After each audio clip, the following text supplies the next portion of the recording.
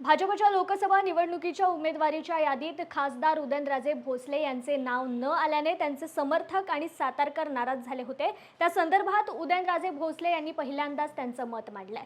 आत्ताच उमेदवारीच्या तिकिटाबद्दल बोलणं उचित ठरणार नाही, त्यावेळी बघून घेऊ। मी संन्यास घेणार नसून लढणार आहे असं म्हणून महायुतीची जणू पाठराखणच केली आहे, अशी प्रतिक्रिया उदयनराजे भोसले यांनी दिली आहे। तिकीट वाटपाचा जो काही घोळ चालू आहे, नाराज आहेत लोक, काय सांगाल तुम्ही त्या संदर्भामध्ये? काय सांगणार, माझ्याकडे तिकीट आहेत ना, प्लेनचं आहे, ट्रेनचं आहे, पिक्चरचं आहे, बसचं आहे। बाकीचे तिकीटाचं माहीत नाही, जे ठरवलं जाईल त्यावेळेस बघू। भाजपकडनं तिकीट ना मिळेल की नाही तुम्हाला? अरे आम्ही पडलो चालेल, तू पडता एवढा निर्णय काय असेल तुमचा? सॉरी घे ना, त्याबद्दल आता बोलणं उचित ठरणार नाही।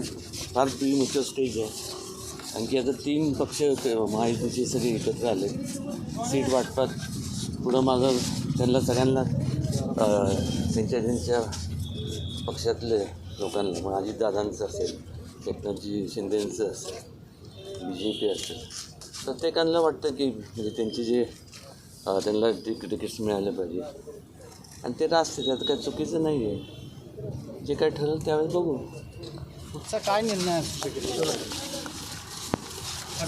एवढंच सांगेन, मी काय संन्यास घेणार नाही एवढंच सांगतो।